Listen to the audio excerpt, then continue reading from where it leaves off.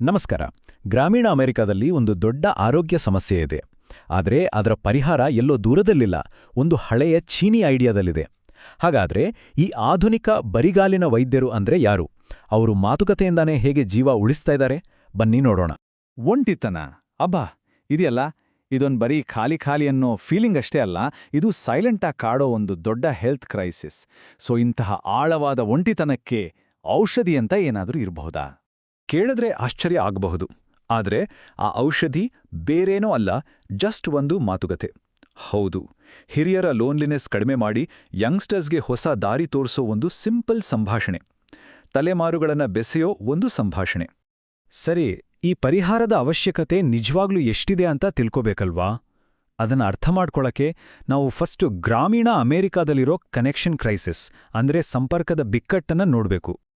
ನಂಬೋಕೆ ಕಷ್ಟ, ಆದರೆ ಇದು ಸತ್ಯ. ಗ್ರಾಮೀಣ ಭಾಗದ ಹಿರಿಯರಲ್ಲಿ ಸುಮಾರು 42% ಜನ ತೀವ್ರವಾದ ಸೋಷಿಯಲ್ ಐಸೋಲೇಷನ್ ಅಂದ್ರೆ ಸಾಮಾಜಿಕವಾಗಿ ಒಂಟಿಯಾಗಿದ್ದಾರೆ. ಇದು ಇಡೀ ದೇಶದಲ್ಲೇ ಅತಿ ಹೆಚ್ಚು. ಅಂದ್ರೆ ನೀವೇ ಯೋಚನೆ ಮಾಡಿ. ಈ ಒಂಟಿತನ ಅನ್ನೋದು ಬರೀ ಮನಸ್ಸಿಗೆ ನೋವು ಕೊಡೋದಲ್ಲ, ಇದು ನೇರವಾಗಿ ಹೆಲ್ತ್ ಮೇಲೆ ಎಫೆಕ್ಟ್ ಮಾಡುತ್ತೆ. ಇದರಿಂದ ಏನಾಗುತ್ತೆ ಅಂದ್ರೆ ಸುಲಭವಾಗಿ ತಡಿಬಹುದಾದ ಕಾಯಿಲೆಗಳಿಗೆಲ್ಲ ಹಾಸ್ಪಿಟ್ಲಿಗೆ ಸೇರಬೇಕಾಗುತ್ತೆ. ಇದರಿಂದಾಗಿ ಮೆಡಿಕೇರ್ಗೆ ಪ್ರತಿ ವರ್ಷ $6.7 ಬಿಲಿಯನ್ ಖರ್ಚಾಗ್ತಿದೆ. ಹಬ್ಬ, ಇದು ಬರೀ ಹಣದ ಲೆಕ್ಕಾಚಾರ ಅಲ್ಲ, ಇದು ಜನರ ಆರೋಗ್ಯಕ್ಕೆ ನಾವು ಕೊಡ್ತಿರೋ ನಿಜವಾದ ಬೆಲೆ. ಅಷ್ಟೇ ಅಲ್ಲ, ಇನ್ನೂ ಒಂದು ಶಾಕಿಂಗ್ ವಿಷಯ ಇದೆ. ಒಂಟಿತನದಿಂದ ಬಳಲ್ತಿರೋ ಜನರಲ್ಲಿ ಅಕಾಲಿಕವಾಗಿ ಸಾಯೋ ರಿಸ್ಕ್ ಇದೆಯಲ್ಲ, ಅದು 26-29% ಜಾಸ್ತಿ ಇರುತ್ತೆ. ಇದು ಬರೀ ಒಂದು ನಂಬರ್ ಅಷ್ಟೇ ಅಲ್ಲ, ಇದು ಲೈಫ್ ಅಂಡ್ ಡೆತ್ ಪ್ರಶ್ನೆ. ಸೊ ಈ ಸಮಸ್ಯೆಗೆ ಎರಡು ಮುಖಗಳಿವೆ. ಒಂದು ಕಡೆ ಕೇರ್ ಬೇಕಾಗಿರೋ ಹಿರಿಯರು ಒಂಟಿಯಾಗಿದ್ದಾರೆ, ಇನ್ನೊಂದು ಕಡೆ ಏನಾದರೂ ಮಾಡಬೇಕು ಅಂತಿರೋ ಹಳ್ಳಿ ಯುವಕರಿಗೆ ಸರಿಯಾದ ದಾರಿ, ಗೈಡೆನ್ಸ್ ಇಲ್ಲ. ಹಾಗಾದ್ರೆ ಈ ಎರಡೂ ಪ್ರಾಬ್ಲಮ್ಗೆ ಒಂದೇ ಸೊಲ್ಯೂಷನ್ ಸಿಗ್ಬೋದಾ? ಖಂಡಿತ ಸಾಧ್ಯ. ಇದಕ್ಕೆ ಉತ್ತರ ಎಲ್ಲಿದೆ ಗೊತ್ತಾ? ಹಿಸ್ಟ್ರಿಯಲ್ಲಿ. ಚೀನಾದ ಬರಿಗಾಲಿನ ವೈದ್ಯರು ಅನ್ನೋ ಒಂದು ಕಾನ್ಸೆಪ್ಟ್ ಇತ್ತು. ಅದನ್ನೇ ಈಗ ಮಾಡರ್ನ್ ಟೆಕ್ನಾಲಜಿ ಜೊತೆ ಸೇರಿಸಿ ಹೊಸ ರೂಪ ಕೊಟ್ಟಿದ್ದಾರೆ. ಏನಿದು ಬರಿಗಾಲಿನ ವೈದ್ಯರು ಅಂದ್ರೆ? 1960ರಲ್ಲಿ ಚೀನಾದಲ್ಲಿ ಅಲ್ಲಿನ ಯುವಕರಿಗೆ ಬೇಸಿಕ್ ಮೆಡಿಕಲ್ ಟ್ರೈನಿಂಗ್ ಕೊಟ್ಟು ಹಳ್ಳಿಗೆ ಕಳಿಸ್ತಿದ್ರು.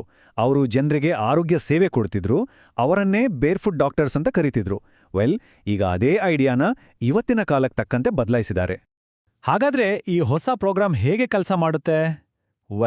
ಇದು 3 ಸಿಂಪಲ್ ಆದರೆ ಪವರ್ಫುಲ್ ಪಿಲ್ಲರ್ಗಳ ಮೇಲೆ ನಿಂತಿದೆ. 1, ಹಿರಿಯರು ಮತ್ತು ಯುವಕರನ್ನ ಭೇಟಿ ಮಾಡಿಸೋದು. 2, ಅವರ ಮಾತುಕತೆಗೆ ಹೆಲ್ಪ್ ಮಾಡೋಕ್ಕೆ AI ಟೆಕ್ನಾಲಜಿ. ಮತ್ತೆ 3, ಯುವಕರಿಗೆ ಹೆಲ್ತ್ ಕೇರ್ ಫೀಲ್ಡಲ್ಲಿ ಪ್ರೊಫೆಷನಲ್ ಟ್ರೈನಿಂಗ್ ಕೊಡೋದು. ಈ ಇಡೀ ಪ್ರೋಗ್ರಾಂನ ಹೃದಯನೇ ಮಾತುಕತೆ ಅಂದ್ರೆ ಸಂಭಾಷಣೆ. ಆದರೆ ಟೆಕ್ನಾಲಜಿ ಬಂದು ಈ ಹ್ಯೂಮನ್ ಕನೆಕ್ಷನ್ಗೆ ಹೇಗೆ ಸಪೋರ್ಟ್ ಮಾಡುತ್ತೆ ಅದನ್ನ ನೋಡೋಣ ಬನ್ನಿ. ಆದ್ರೆ ಟೆಕ್ನಾಲಜಿ ಬಗ್ಗೆ ಮಾತಾಡೋಕ್ಕೂ ಮುಂಚೆ ಈ ಪ್ರೋಗ್ರಾಂನ ಹಿಂದಿರುವ ಒಂದು ಮುಖ್ಯವಾದ ತತ್ವವನ್ನ ಅರ್ಥ ಮಾಡ್ಕೋಬೇಕು. ಅದೇನಂದ್ರೆ, ಅತ್ಯುತ್ತಮ ಔಷಧಿ ಅಂದ್ರೆ ಅಕ್ಕಪಕ್ಕದವರೇ ಒಬ್ರಿಗೊಬ್ರು ಕಾಳಜಿ ತಗೊಳ್ಳೋದು. ಹಾಗಾದ್ರೆ ಈ ವಿಸಿಟ್ ಹೇಗಿರುತ್ತೆ ಅಂತ ನೋಡೋಣ. ಫಸ್ಟ್, AI ಟೆಕ್ನಾಲಜಿ ಹಿರಿಯರಿಗೆ ಅವರ ಲೈಫ್ ಸ್ಟೋರಿಗಳು, ನೆನಪುಗಳನ್ನ ಶೇರ್ ಮಾಡ್ಕೊಳ್ಳೋಕೆ ಕೆಲವು ಪ್ರಶ್ನೆಗಳನ್ನ ಕೇಳುತ್ತೆ. ಯುವಕರು ಆ ಮಾತುಕತೆಯನ್ನ ಮುಂದುವರಿಸ್ತಾರೆ. ಇಂಟ್ರೆಸ್ಟಿಂಗ್ ಅಂದ್ರೆ, ಅವರು ಮಾತಾಡ್ತಿರ್ಬೇಕಾದ್ರೆ ಬ್ಯಾಕ್ಗ್ರೌಂಡ್ನಲ್ಲಿ AI ಅವರ ವಾಯ್ಸನ್ನ ಅನಲೈಸ್ ಮಾಡಿ ಅವರ ನಿದ್ದೆ ಹೇಗಿದೆ, ನೋವೆಷ್ಟಿದೆ ಅಥವಾ ಅವರ ಇಮೋಷನಲ್ ಸ್ಟೇಟ್ ಹೇಗಿದೆ ಅನ್ನೋ ಥರದ ಹೆಲ್ತ್ ಸಿಗ್ನಲ್ಗಳನ್ನು ಪತ್ತೆ ಮಾಡುತ್ತೆ. ಈ ಇಂಪಾರ್ಟೆಂಟ್ ಡೇಟಾನ ಡಾಕ್ಟರ್ಸ್ ಎಲ್ಲೋ ದೂರದಲ್ಲಿ ಕೂತು ನೋಡಿ ಸರಿಯಾದ ಕೇರ್ ಕೊಡ್ತಾರೆ. ಇದನ್ನ ಮೆಮರಿ ಥೆರಪಿ ಅಂತಾನೂ ಕರೀತಾರೆ. ಇದು ಬರೀ ಟೈಮ್ ಪಾಸ್ ಹರಟೆ ಅಲ್ಲ, ಇದ್ರ ಹಿಂದೆ ಸೈನ್ಸ್ ಇದೆ. ಇದು ಒಂಟಿತನದಿಂದ ಬರೋ ಡಿಪ್ರೆಷನ್ ಕಡಿಮೆ ಮಾಡುತ್ತೆ, ಲೈಫ್ಗೆ ಒಂದು ಹೊಸ ಅರ್ಥ ಕೊಡುತ್ತೆ, ಆ್ಯಂಡ್ ಎಲ್ಲಕ್ಕಿಂತ ಮುಖ್ಯವಾಗಿ ಕಳೆದು ಹೋಗಿದ್ದ ಆ ಒಂದು ಹ್ಯೂಮನ್ ಕನೆಕ್ಷನನ್ನ ಮತ್ತೆ ಬೆಸೆಯುತ್ತೆ. ಐಡಿಯಾ ಅಂತೂ ಸೂಪರ್ ಆಗಿದೆ. ಆದರೆ ಇದರ ರಿಯಲ್ ಇಂಪ್ಯಾಕ್ಟ್ ಏನೋ, ನಂಬರ್ಸ್ ಏನು ಹೇಳುತ್ತೆ ನೋಡೋಣ ಬನ್ನಿ. ಈ ಪ್ರೋಗ್ರಾಂನ ಒಂದು ದೊಡ್ಡ ಗೋಲ್ ಏನಂದ್ರೆ, ಸುಲಭವಾಗಿ ಅವಾಯ್ಡ್ ಮಾಡಬಹುದಾದ ಎಮರ್ಜೆನ್ಸಿ ಹಾಸ್ಪಿಟಲ್ ವಿಸಿಟ್ಸ್ಗಳನ್ನ 40% ಕಡಿಮೆ ಮಾಡೋದು.